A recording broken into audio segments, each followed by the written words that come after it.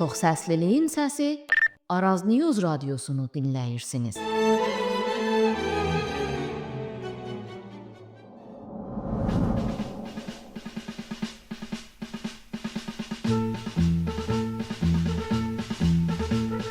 Ölümə məhkum. 6 həftədir bu düşüncə ilə yaşayıram. Oyananda da o, yatanda da o. Hara getsəm, içimdə onun soğuk addımları. Eşikdə insanlar danışır, gülür, umud edir. Mənimsə yalnız bir düşüncəm var. Ölümə məhkumum. Həyatımın tamamı bu iki kəlmənin içində sıxışdı. Səhərləri onunla açıram gözlərimi. Gecələri onunla bağlanır dünyam. İçimdə dolaşan buz kimi ağır bir düşüncə. Hücrəm dar, duvarlar nəmli. Işıq yuxarıdan, gücsüz və uzaq. Qapının ardından keşikçi addımları. Zaman burada axmır. Bir dəqiqə bir saata bənzəyir. Bir saat bir ömrə. Mən hələ yaşayıram. Qəlbim atır. Nəfəs gedib gəlir. Ruhum inciyir. Ölümə məhkum. İnsan üçün nə böyük, nə ağır bir hüküm.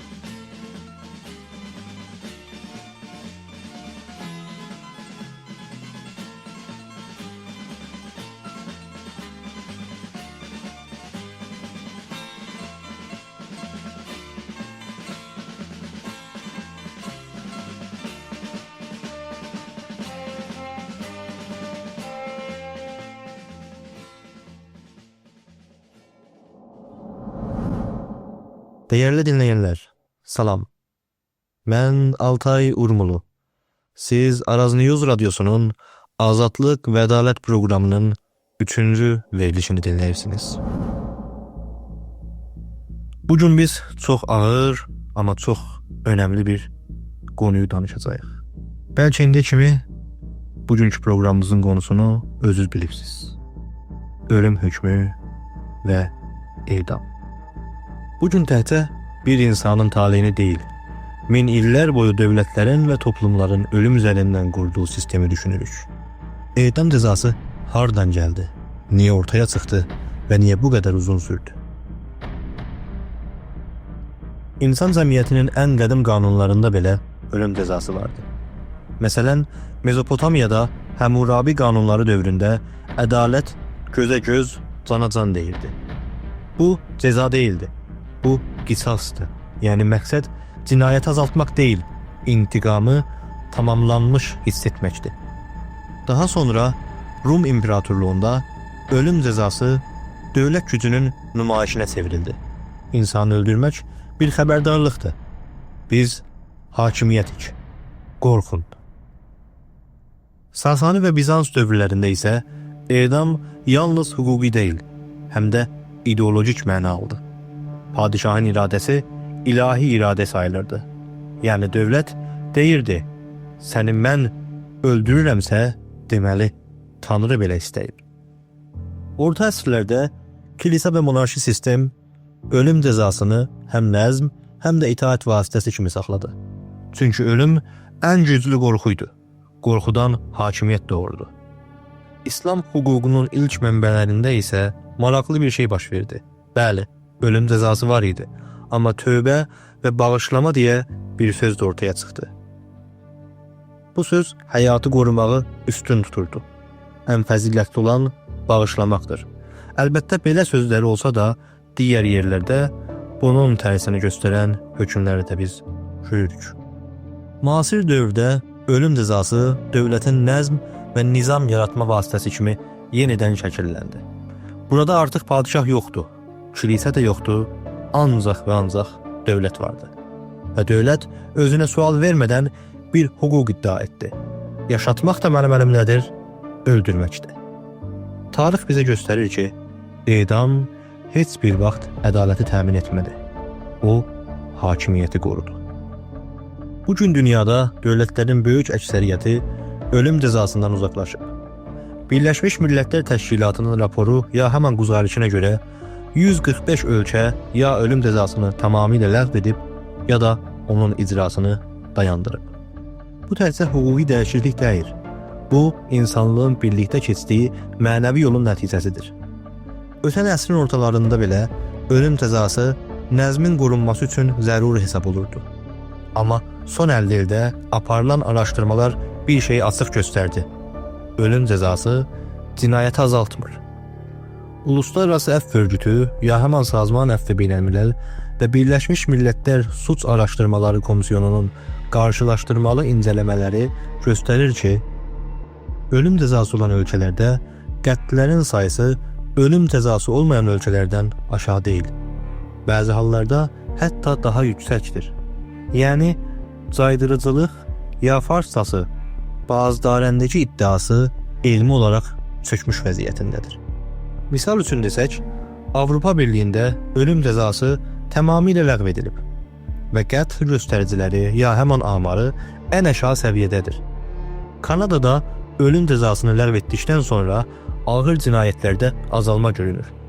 Amerikada isə edam cəzası olan eyalətlərlə olmayan eyalətlər arasında suç oranı fərqi görünmür. Bu bir həqiqəti göstərir. Ölüm cəzası güvənliyi artırmır. O sadəcə dövlətin güc nümayişidir.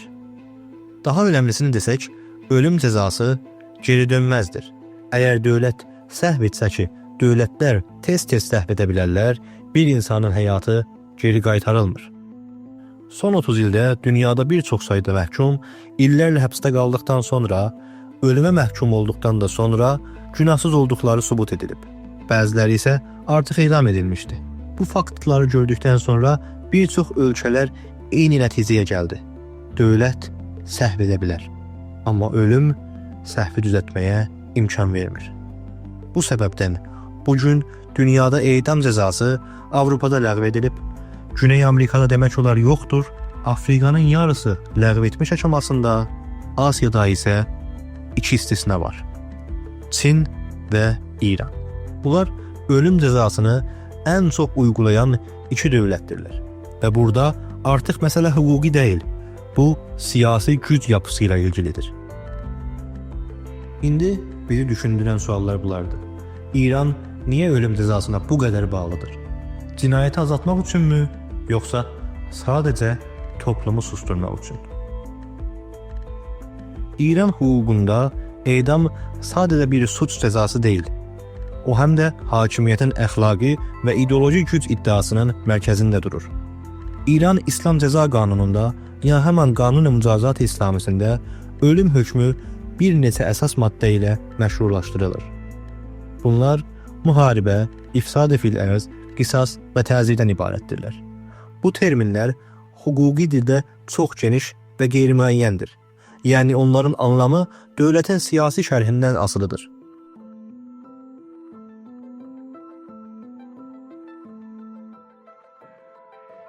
Məsələn, müharibə kimin üçün uygulanır?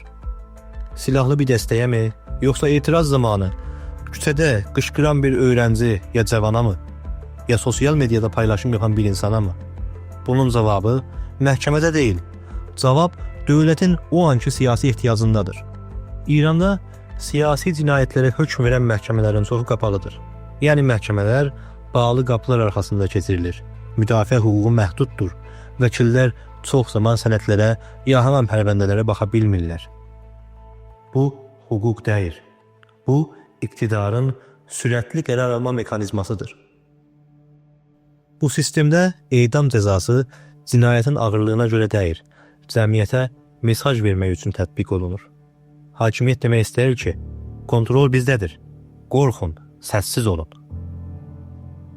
İranda edamın əsl amacı etirazları boğmaq, opozisyon qruplarını itaətdə saxlamaq və cəmiyyətdə qorxu atmosferini yaratmaqdır. Əgər ölüm cəzası həqiqətən cinayəti azaltmaq üçün olsaydı, nə üçün o ən çox etiraz və sosial gərginlik dövrlərində artır? Niyə o müəyyən bölgələrdə, misal üçün Sistan Bəlucistanda ya Əhvazda daha çox baş verir? Niyə gənclər arasında, fəallar arasında və yoxsul təbəqələrdə cəmlənir?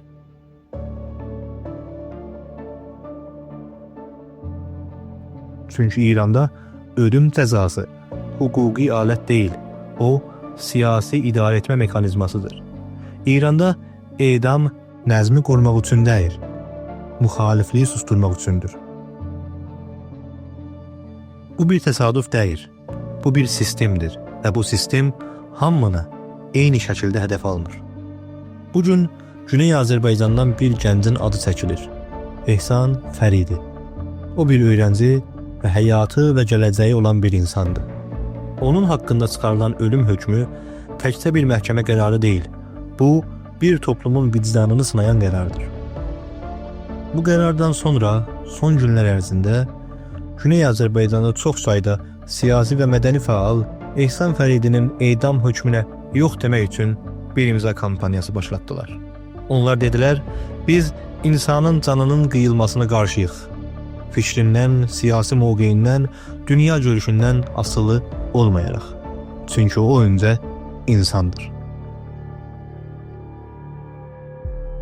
Azərbaycan Milli Hərəkətinə mənsub olan şəxslərin bu tutumu sadəcə hüquqi bir tutum deyil, bu əxlaqi bir zirvə də sayılır bu hərəkətə. Çünki bir millət düşüncə fərqlərini ikinci plana qoyub, insanın varlığını qorumağı birinci yerə qoyursa, orada demək mədəniyyət var, dəyərlər var və orada vətənin qəlbi döyünür. Bu imza kampaniyasından sonra Güney Azərbaycan siyasi təşkilatları Birləşmiş Millətlər Təşkilatının baş katibinə də müraciət ediblər. Onlar müraciət məktublarında yazıblar, həyat haqqı pozula bilməz. Edam insanı yox, toplumu yaralayır. Bu o deməkdir ki, Güney Azərbaycan Milli Hərəkatı insanı yaşadan tərəfdə dayanır. Biz bir insanın həyatını müdafiə etdiyimiz zaman təkcə onu qurtarmırıq. Həm toplumu və həm öz vicdanımızı da qoruyuruq. Bizim dəyərlərimiz belədir. Biz öldürmək üçün yox, yaşatmaq üçün varıq. Biz düşmənə belə yaşam haqqını tanıyan millətik. Bu, Güney Azərbaycanın siyasi və mənəvi səviyyəsinin göstəricisidir. Bu bir xalqın özünü necə dərk etdiyinin sübutudur. İndi digər sual budur. Bir dövlət öldürməyi özünə haqq biləndə və bir xalq yaşatmağı seçəndə haqq harda dayanır? İnsan bu iki sualın arasında qala bilər. Ədalət nədir? Cəza nə üçündür? Əgər cəzanın məqsədi yenidən qurmaq, düzəltmək, toplumu yaxşılaşdırmaqsa, onda ölüm buna uyğun gəlmir. Çünki ölüm tərbiyə etmir, düzəltmir, geri qaytarmır. Ölüm sadəcə yox edir. Dövlət bir insanı öldürəndə təkcə o insanı yox, toplumun vicdanını da öldürür. Çünki yaşam insanın doğuşdan gətirdiyi bir haqqıdır. Bu haqq ailədən gəlmir, cəmiyyətdən də gəlmir, hətta qanundan da gəlmir. Bu haqq insanın özü ilə var olur. Bir dövlət, mən yaşatmaq da, öldürmək də haqqıma daxildir deyəndə, o özünü insandan yuxarı görür. Bu, hakimiyyəti ən təhlükəli formasına aparır. Hakimiyyət qanuna söykənəndə o nəzmi yaradır. Hakimiyyət ölüm haqqına dayandığında isə o qorxunu yaradır. Ölüm cəzası toplumun güvənliyinin aləti deyil. Ölüm cəzası hakimiyyətin öz sərhədsizliyini elan etməsidir. Amma vicdan deyir ki, ədalət yerindəcə dayanır. Gücü isə həmişə artır. Bu səbəbdən bir toplum ölüm cəzasına bəli dediyi zaman o toplum özünü qorxunun əlinə verir. Suallar indi çox sadə, amma eyni zamanda çox da dərindir. Dövlətin can alma haqqı varsa, bəs insanın yaşamaq haqqı harda qalır? Əgər ədalət öldürmək üzərində durulursa, onda həyatın müqəddəsliyi nə olur? Bir gün biz səhv edəndə kim bizi bağışlayacaq? Bu sualların cavabı sözlərdə deyil. Bu sualların cavabı vicdandadır. Dəyərli dinləyənlər, proqramımızın sonuna yaxlaşırıq. Bəzən cəmiyyətlər böyük qərarların qarşısında dayanır. Həyat və ölüm qədər böyük qərarların.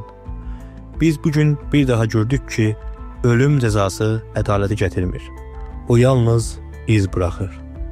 Ailələrin içində, toplumun ruhunda və insanların yaddaşında. Həyat isə davam etmək üçün bir şansdır. İnsana nəfəsini, düşüncəsini, və səhvini düzəltmək imkanını verir. Biz yaşatmaq tərifini seçəndə sadəcə bir insanı qurtarmırıq. Biz həm toplumu və həm öz vicdanımızı qoruyuruq. Bugünlük bu qədər. Mən Altay Urmuluydum. Siz Araz News'un Azadlıq və Ədalət proqramını dinlədiniz. Gələn görüşədək əsən qalın. Azadlıq sizinlə olsun.